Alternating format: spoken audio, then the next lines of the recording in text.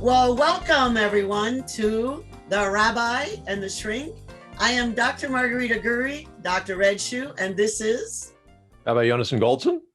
Glad to be with you and glad to have you with us. Well, thank you. And we have the most amazing guest. Bob Burg is one of the first NSA big cheeses that I ever bumped into.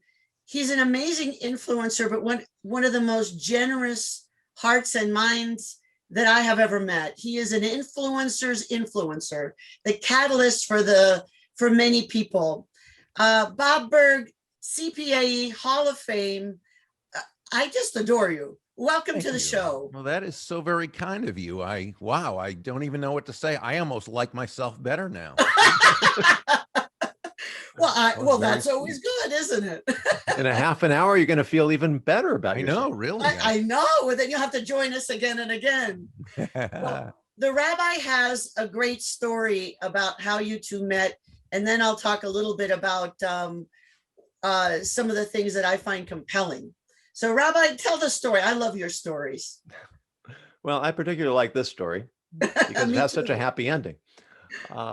I was at my first influence conference, my first conference of the National Speakers Association, and I had one paid speech I had given. So I was a professional. And of course, I was with all of these really impressive people, and I was sitting at breakfast, and this fellow comes up and he says, Shalom Aleichem, which is the traditional Jewish greeting. And I said, Aleichem Shalom. Always nice to meet a fellow person who knows the lingo. And we had a nice little chat, and then he tells me that he has a little consulting business, and we had a nice time chatting, and that was that. And then that evening, the conference had the big award banquet, on which they inducted the prominent speakers into the Speakers Hall of Fame. And they're calling them up, 1, 2, 3, 4. And I think it was number 5. They call up Bob Burg, and this fellow walks up, and I think, isn't that fellow who came up and introduced himself to me? So when the next morning I went up to Bob and breakfast, I said, when you came up to me the other day, I thought you were just an ordinary guy. And you said, I am just an ordinary guy.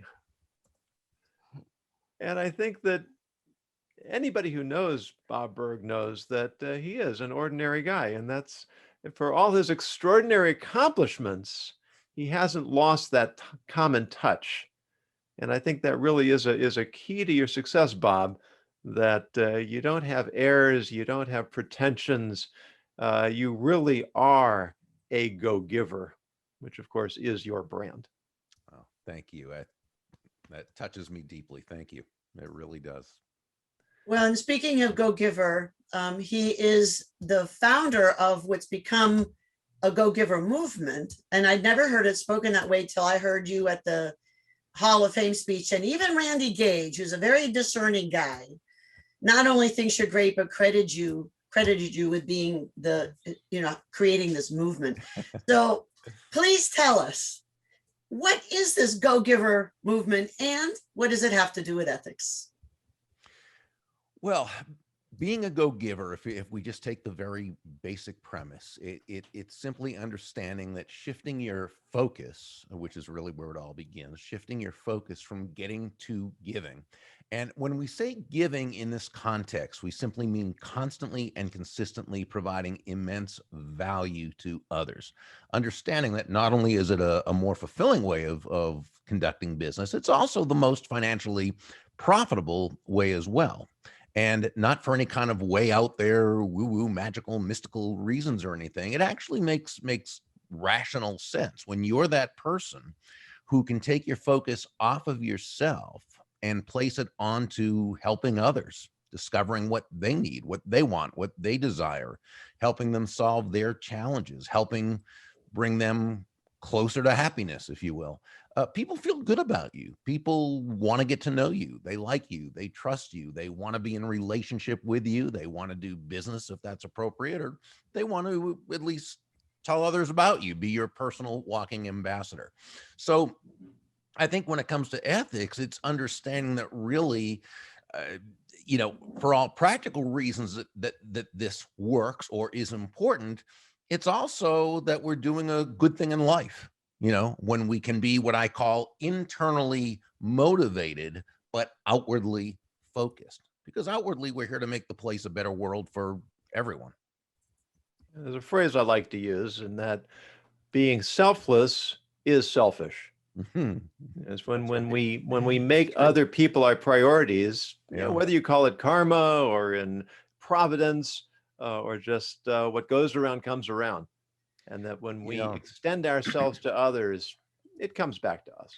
Yeah, we have a saying, "Mida kenega mida," right? Is that how you pronounce it? That's right. Very good. And really, what it means is, well, what goes around comes around. And but again, I think the reason is it's I don't see anything magical about it. I mean, I think it's understanding human nature, the way we're built.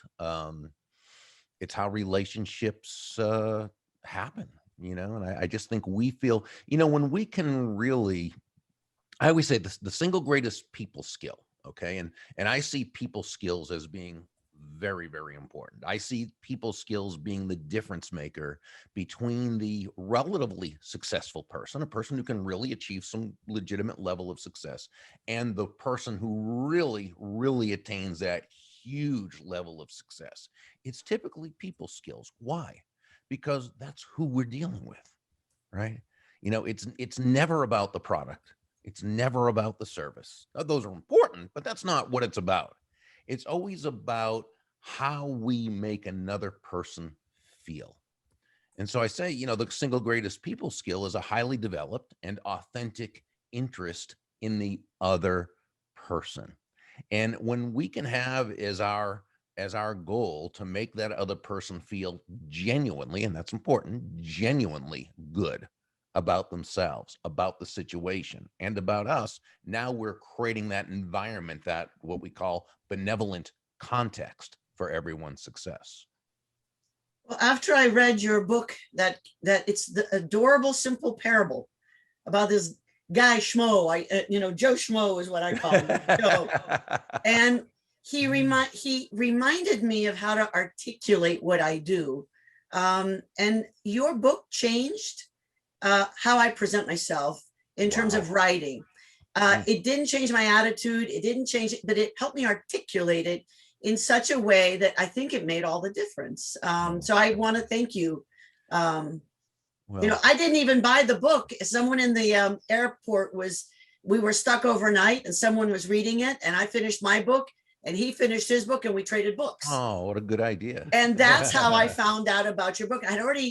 You had not met me, but I've seen you speak. And I thought, wow, this was amazing. And it just turned my thinking around. So I wanted to thank you. So everyone, read the Go-Getter books. There's lots of them. And I got yes. Oh, I'm sorry. I didn't mean to interrupt. That's okay. No, I just wanted to make sure to say that, you know, that really my co-author, John David Mann, was really the person who's the lead writer and storyteller. I'm a how-to guy, right? I'm, all my books before the series, all my books since the series are all how-to books. That's how I speak. And that's how I, step one, step two, step three. John is a pure, brilliant storyteller. So really, I always want to make sure people know this is not something I in any way just, kind of put together and wrote up a little. This was a real collaboration, but John was the real genius who made the story pop. Well, that's what great collaboration is. He did well, People with different skill sets complementing one another, whether it's in business, in marriage, in community, wherever you find it. But of course, coming from the Jewish tradition, our bread and butter is storytelling, whether it's biblical narrative or what are called midrashim, which are these allegorical stories of King Solomon's Proverbs. When you take an idea and you implant it in a story, then you make it so much more memorable, and you make it, you illustrate the point while you're making the point. There's actually a study that I read about a number of years ago that people who read literary fiction demonstrate more ethical sensitivity than people who read nonfiction. Huh. Isn't that because the story carries the message and implants it in us and stays with us so that we can actually live it after we learn it. Well, there's a saying, and I think this was from our sages, though it might be more modern. I'm not sure, but it's that words that come from the heart enter the heart. And I think when it comes to storytelling, and those were the old, and the people who used to do that, and I'm trying to think of what they were called. They were the Jewish storytellers who went from village to village, and I'm just not. There was even a book series. The term was Magid. The Maggid, yeah, the Magadim, who would tell these stories, and I think that we intuitively all do know that while a how-to can give good information, certainly, that a story really connects on that heart level. And I know that when I always read different parables, when I first started in sales, I started reading all the sales literature and all the great, and I loved all the sales books I got to read, but some of them were stories, whether it was Og Mandino's great books, and then you come up to the late 70s, early 80s, there was Doctors Blanchard and Johnson's 1 Minute series. And today we have great, Chris Widener and John Gordon and so many more. So I love reading parables. And when I do, I always feel a connection, right? I always feel a connection with the author.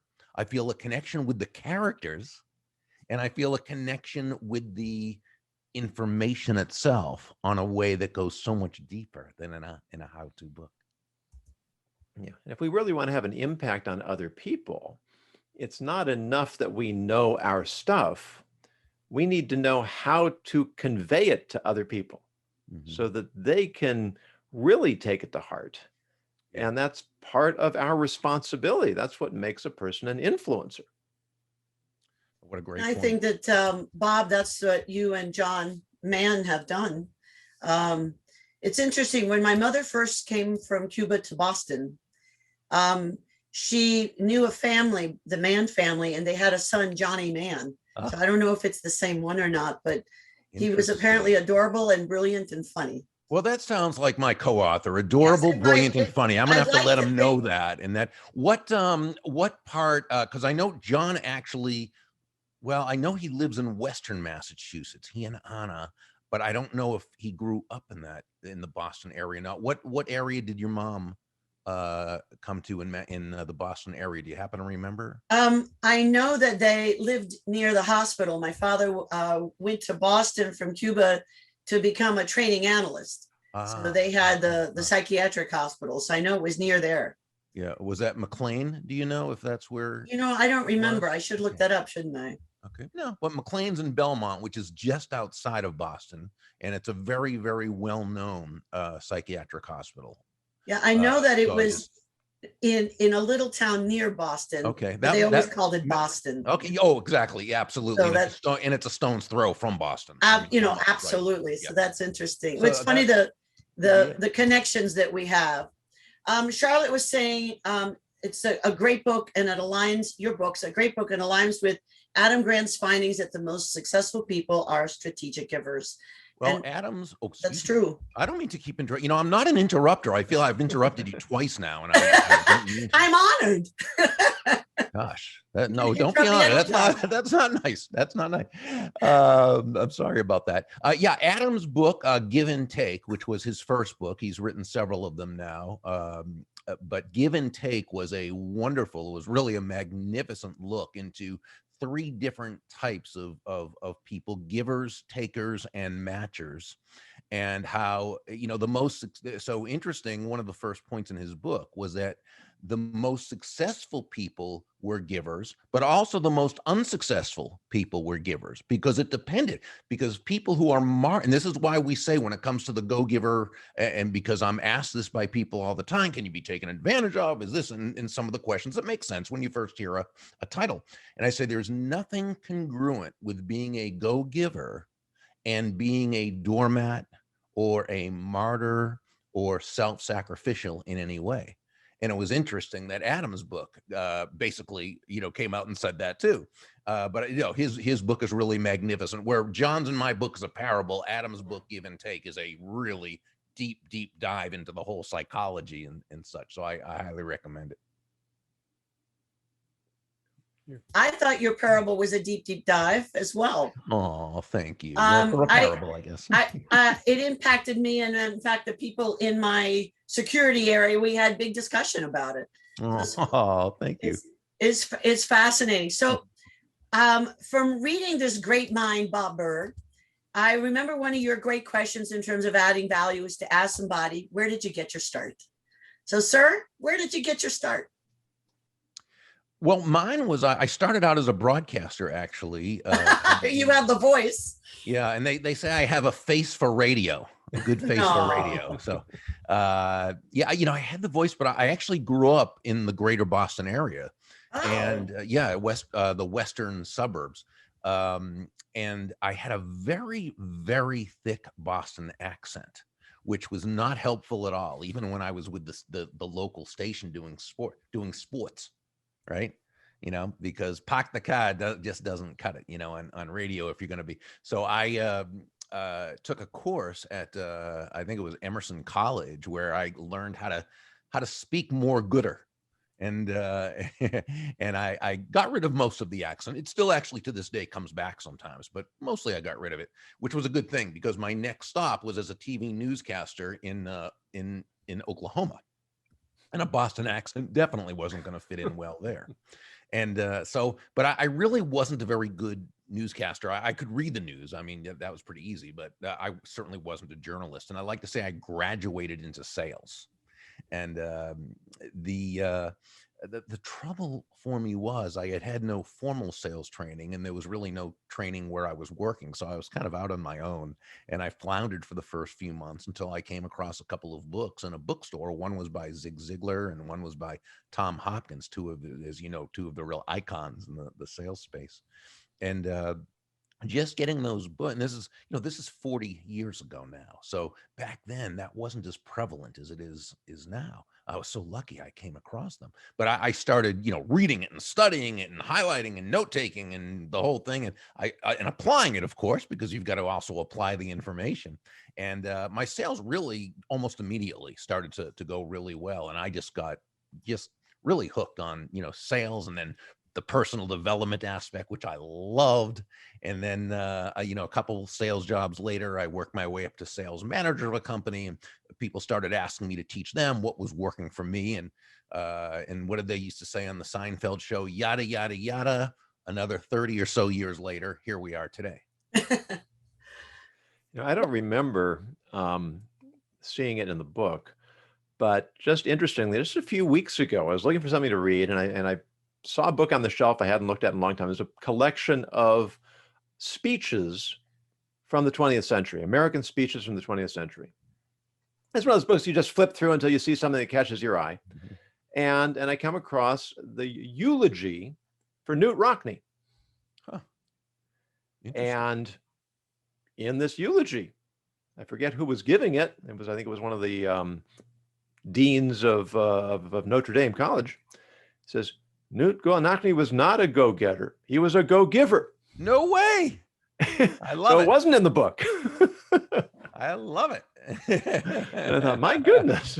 Honored to know that. when you think about football, you don't really think about your message of giving or serving the other person. You think about a kind of draconian style of winner take all. And yet, in terms of investing in one's team, exactly, I think you can start to see the relevance there. Yeah, well, he was a leader then, I guess, who, rather than the command and control that you get with so many coaches, as well as so many leaders, CEOs, and so forth, he was really one that believed in equipping, the people under him to be able to lead themselves, and to be able to lead others and so forth. So when you get those kind of people and you get those kind of coaches, it's really a boon. Well, and here we have you. So one of the things that the Rabbi and I have been talking to colleagues and clients, so many people are floundering in terms of connecting their message with clients, and some are making great new innovative programs, but they're not selling them. Some people are selling the old stuff. but not innovating. What I see a lot of people floundering. What advice do you give to the audience?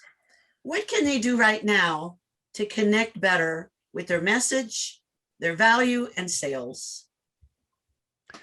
I think it always comes back. I mean, the specifics are always different, of course, but the general principle always comes back to, are we focused on ourselves and what we want to have happen? Or are we focused on them and what they want to have happen? You know, I often, when I would speak at sales conferences, I would say, and I'd say this jokingly, not in a dogmatic fashion, but I'd say, you know, nobody's going to buy from you because you have a quota to meet. And we would all laugh because, of course, you know, we all know that nobody's going to buy from us because we have a quota to meet or because we need the money or even because we're a nice person.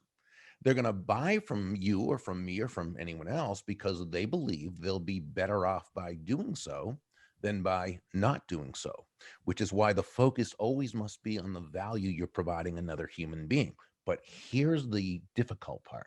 And you know, you both know this, and I know many of your listeners and viewers do as well.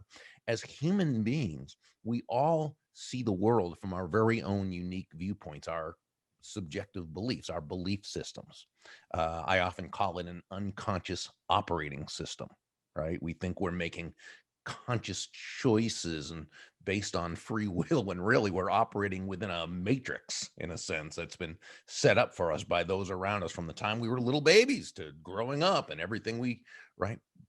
And because of this, we tend to think that other people think basically the way we think, which is not necessarily true. So when we talk about the value that we provide to others, right? Value, it can be defined as the relative worth or desirability of a thing, of something, to the end user or beholder. In other words, what is it about this thing, this product, service, concept, idea, what have you, that brings so much worth to that other person that they will willingly, in this case, exchange their money for it and be ecstatic that they did while you make a healthy profit. And that's basically what a sale is in a market-based system. Both people come away better off afterwards than they were beforehand. But what we've always got to remember, and this goes back, Doctor, to your question, that value is always in the eyes of the beholder. It's not what we think is of value about this great product or service or idea we have. It's not what we think they should think is of value. It's what they believe is of value. And our goal must be discovering what that is. And do you have a process you recommend for those who want to present themselves more effectively? It begins with asking questions and it follows by listening, and listening very deeply. You know, listening not just with our ears, which is the surface type of listening, often what we do when we're just kind of waiting for the other person to finish so that we can then come back with what we want to say next, but listening with our eyes, listening with our posture, listening, as John and I say in the fourth book in the series, the Go Giver Influencer, listening with the back of your neck. In other words, putting everything about you into really listening in order to understand that person. And that also means that even after they answer, we don't necessarily assume we know what they meant. Because remember, right, they may have, by what they said, they could mean something totally different than what it means to us. So we need to be able to tactfully and respectfully dig deeper for clarification and make sure that what they meant is what we understand. Yeah, and that paraphrasing, which of course is a basic counseling technique, Mm-hmm. but you know, especially when we're talking about sales, but when you get into some of the more contentious issues of our day, there's so much monologuing. Mm-hmm. People are talking. My college psychology professor called conversations dialogues of the deaf. Because people aren't talking to each other, they're just talking at each other, and they're leapfrogging over each other to continue with what they want to say. But to paraphrase, one, it shows you that I have been paying attention. Two, as you said, it gives you the opportunity to correct me in case I haven't understood it properly. Mm-hmm. Mm-hmm. But so fundamentally, it establishes trust. Because if once you know that I've heard you and understand you, then you're going to be much more willing to listen to me and try to understand me. And then instead of simply banging our heads against each other, we can actually start finding out where do we have common ground? How can we work together? And how can we move forward in a productive way? Beautiful. You know, there's one of the things you said, Bob, that struck me. You know, I like to say that compromise doesn't mean compromising one's values. But you say even more than that. You say that compromise is not the answer.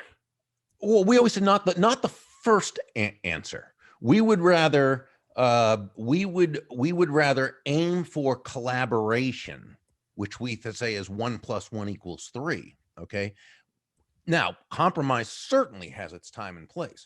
But you know what we say again in the influencer book, we say that compromise comes from an old Greek word meaning nobody actually gets what they really want and both sides are miserable. Well, it's not actually probably what it means, but it does mean compromise does mean you know, at its most literal point, that both sides are giving up something in order to move or advance forward. Now, is there ever a time and place for that? Absolutely there is. Absolutely. I totally agree with you. We would just rather see that as the secondary option as opposed to the first option, which is, you know, how can we both use this orange that we both want? Well, maybe it's figuring out that rather than cutting it in half and compromising, that I want the peel for the science experiment I'm doing and you want the juicy part of it to eat. You know, so we both get the whole orange.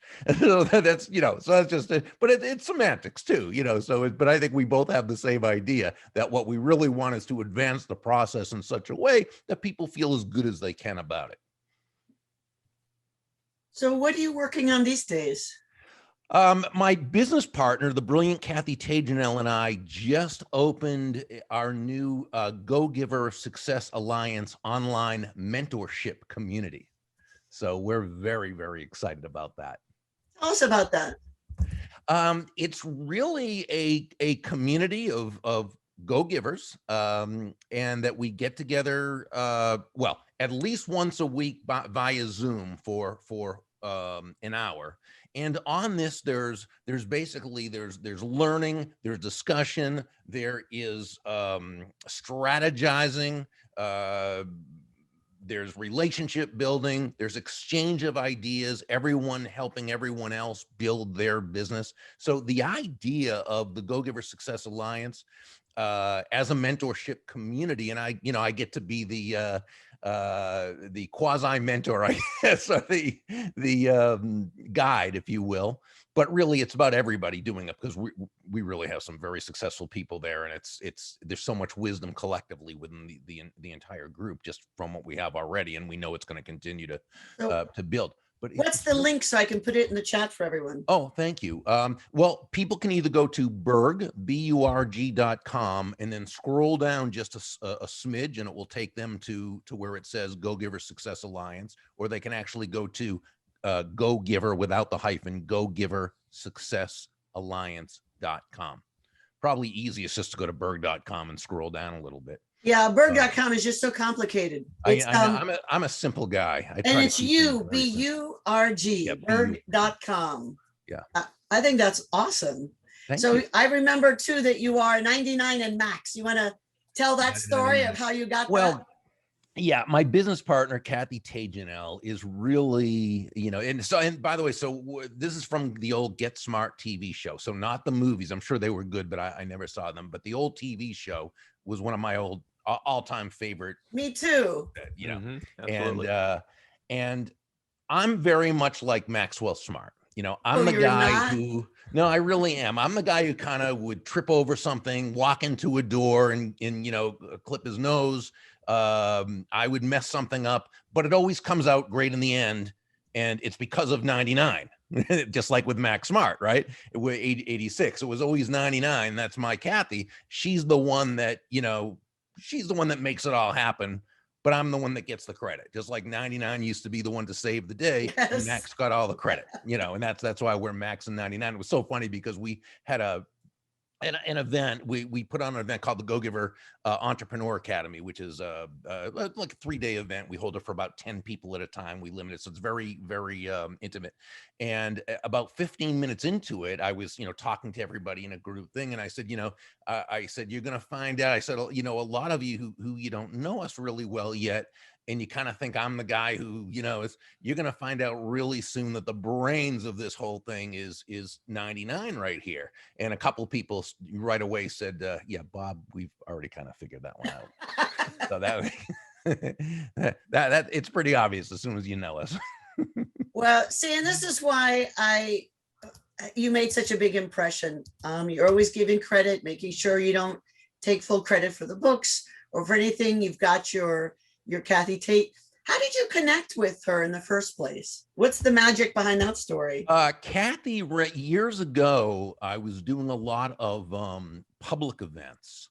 And so we had people in different areas of the country that would put the events together. We'd show them how to, sell sponsorships, get not an arena, but, a hotel, meeting room, ballroom, whatever, how to get sponsors, how to sell the tickets and so forth. And, it was hit and miss because it's a lot harder to do than it seems. So Kathy did one. I knew her because she and her friend Josh had a magazine, an online magazine I used to write for. And so that's how I knew them originally. And I'm trying to think, so long ago now, it's almost, but I asked her if she wanted to do one, be one of what we called city partners. So the people in that particular city who are our partner. Again, I keep things very simple. And she said, yeah, let me give it a try. And she put together an amazing event. Oh boy, did she ever. And, I said to her, I said, this is the best event we've ever had. I said, I'd love you to, kind of systemize. And it turns out that's what she does. I mean, she's really a brilliant person and she can systemize things. And she would then teach others across the country how to do the same thing. Well, eventually, as different things happen and she moved and certain things came together, she was doing some contracting work for me and in some other areas. And eventually, she was adding so much value to the business. I just said, Kathy, why don't you just be my business partner and let's just, do that since we're pretty much de facto partners anyway. Well, that was a brilliant move on your part. It really was. That was my most brilliant move. A good thing. And she was also wise. So that's lovely. So you have a knack for recognizing others' gifts. Yeah, that is something I've always been able to surround myself with people who are smarter than I am. And that's always been something. Well, that's why I invited the rabbi to join me. Well, I think both of you got a good deal there. I think both of you got a good deal there. Just discovered this, serendipitous chemistry between us, and yeah, I love what it. we are here.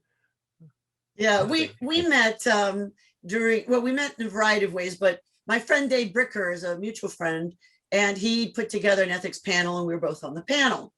And I just loved his stories and his simple way of getting to the truth, and he just made a lot of sense. And so when America, I came as a refugee to this country, and when America recently had some troubles behaving well and misbehaving in terms of our democracy, I thought, I got upset, and I thought, mijito no, we're going to fix this. So I thought, Americans, we can do better. We have to think better. We have to behave better. We have to work better together. I said, I'm going to put together a podcast. And I was lining it up and deciding what to do. And I thought, you know what? I'm going to make a better podcast with the rabbi.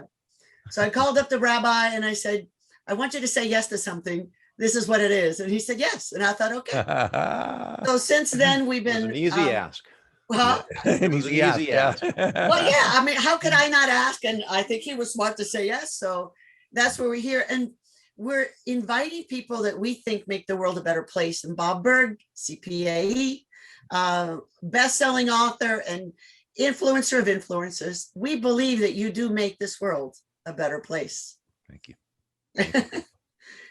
Before we let you go, Unless, of course, you'd like to stay longer. You're welcome. Well, but, you can, no, we he's wanna gonna be- come back and come back and come back. So let's not get him too tired. want to be respectful of your time, but we always have a word of the day. And today's word of the day is meliorism. Meliorism is the belief that the world can be made better through effort. And we feel that fits very nicely with your mission and with ours. And that's what we're here to try to accomplish, to put in the effort and inspire other people to put in the effort, that together we can make the world a better place. Yeah, the Hishtadlus. And we do believe that. So Bob Burg, you want to send us off with one last bit of wisdom? Well, it's a story I shared that night at NSA was a very meaningful story for me and I'll do a definite Reader's Digest version of it. But when a mentor from long ago suggested to me that if you want to do really well in business, he said, if you want to make a lot of money in sales, was what he said. He said, don't have making money as your target. Your target is serving others. Now, when you hit the target, he said, you'll get a reward, and that reward will come in the form of money, and you can do with that money whatever you choose. But never forget, the money is simply the reward for hitting the target. It isn't the target itself. Your target is serving others. And I think that when we can approach life, when we can approach our business relationships and our personal relationships and so forth from that premise, I think we're really 9 steps ahead of the game in a 10-step game. Wow. Beautiful. Well, I don't think we can say anything better than that. Bob Burg, thank you for doing what you do. And we are delighted that you graced us with your presence. Thank you both so much. And again, for your very kind words at the beginning too. That meant so very much to me. Thank you. Well, it's not my fault that they're true. So. Someone once said that compliments are for gray areas, but truth is truth. What he said. All right, everyone, you go out there and as the Rabbi, why don't you have the best email signature ever. What is it you say? My email signature? Yeah, you go ethically yours. Oh, I don't read my own emails. I read your emails. So everyone, do your best and let's be the go-givers that we know that Bob Burg can help us be. And I put in there Burg, BURG.com and Go Giver Success Alliance. We don't have to do it alone. We have people like all of us to help you. And Bob Burg is certainly one of the ones that can get you to that next level of being of service. Thank you, everyone. And we'll see you next week.